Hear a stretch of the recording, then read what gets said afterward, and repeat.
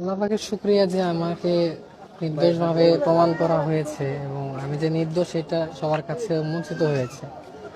আর যারা প্রকৃত হত্যাকারী ছিল এনাদের সর্বোচ্চ শাস্তি হোক, এটা আমার এখন চাওয়া। এছাড়া অন্য ওরকম বিষয়ে আমার কোনো আর চাওয়া পাওয়া নেই। আপনার উপর যে জুলুম হলো এটার ব্যাপারে আপনি কি চান?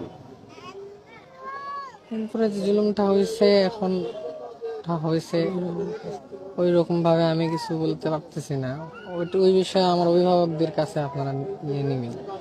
আমি ওই বিষয়ে কিছু বলতে চাচ্ছি না। না, এখন তো ধরেন আদালত আপনাকে জামিন দিলেন, কিন্তু এখনো কাগজে কলমে কিন্তু আপনার নাম রয়েছে, একটা দায়ও আছে।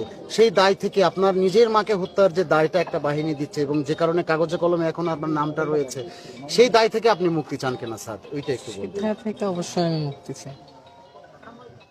আচ্ছা, ওই দিনে যে আপনাকে বাসা থেকে উঠিয়ে নিয়ে আসলো একটি বাহিনী, তারপরে কি ঘটনা ঘটেছিল? আমরা তো নানান ঘটনা শুনি সেই বিষয়টা নিয়ে। তারপরে কি ঘটেছে এই বিষয়ে ওই রকম ভাবে আমার কিছু মনে নেই এবং ওই বিষয়ে তেমন আমি কিছু মনেও করতে চাই না। যা হয়ে গেছে হয়ে গেছে। ভাই, আপনি কেন স্বীকার করলেন যে আপনি আপনার মাকে হত্যা করেছেন? শুধু আমি সেইটা কোনো বলেন। স্বীকারোক্তি দিইনি। কোনো স্বীকারোক্তি দেননি।